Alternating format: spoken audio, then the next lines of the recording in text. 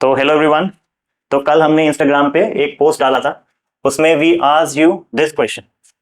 Okay, so this question was taken from the NET examination 2023 December. So बहुत ही recent question है जो आया है। So people who are joining us directly in this video, I would like कि आप ये क्वेश्चन पढ़ें and try to attempt are you able to solve this question और not. So let us look at this question. So the examiner has presented you with this information.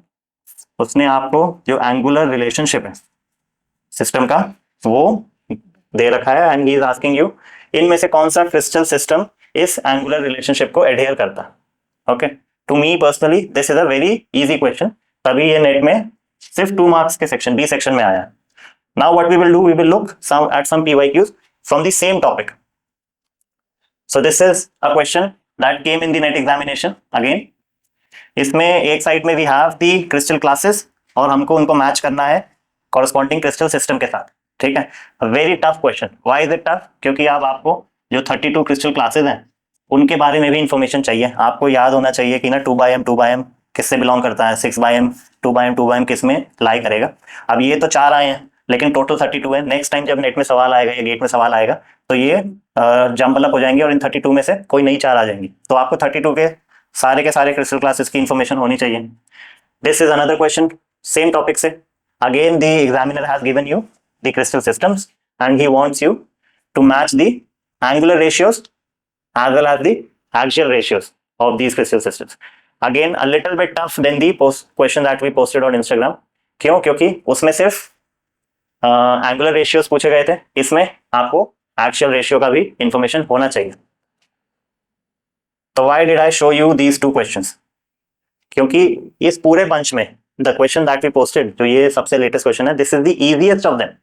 Still, a majority of you on our Instagram post answered it incorrectly. A few of you did it correctly, so kudos to you. लेकिन जो बाकी लोग हैं जिन्होंने ये सवाल गलत किया है, what they have to understand is कि this came for 2 marks.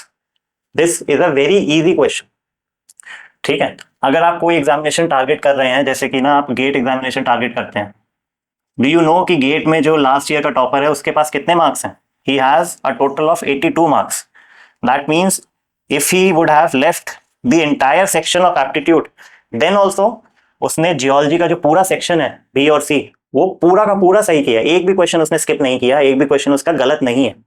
अगर आप सोच रहे हैं कि मैं ना ये क्वेश्चन, इतना सिंपल क्वेश्चन गेट एग्जामिनेशन में स्किप कर दूंगा और फिर मैं ऐसे लोगों से compete करके अंडर 30 की रैंक भी ले आऊं, because if you belong to the UR category, without a rank below 30 you won't land up a job in any PSU in GATE examination. So this thought process कि I can skip such questions in a examination in GATE जिसमें मेरा competition is scoring such high levels of mark, so that I'm very sorry to say that is not possible. This is not a good plan.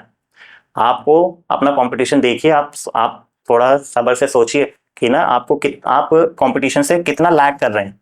You have to cover up a lot of ground to be able to stand with your competition. Okay. So what we have done, we have taught all these concepts in our main course and we have given you the access of these courses for free for this week. So what I would like to personally recommend you is that बस आप ना वो course जाके हमारी app पे एक बार देखें, refresh करें, अपने नोट्स बनाएं, रेफरेंस बुक्स को पढ़ें, कंपेयर करें एंड देन आप ना सारे PYQ सॉल्व करें क्रिस्टोग्राफी के। ठीक है, if you are able to do it then well and fine, नहीं तो you have to work even harder.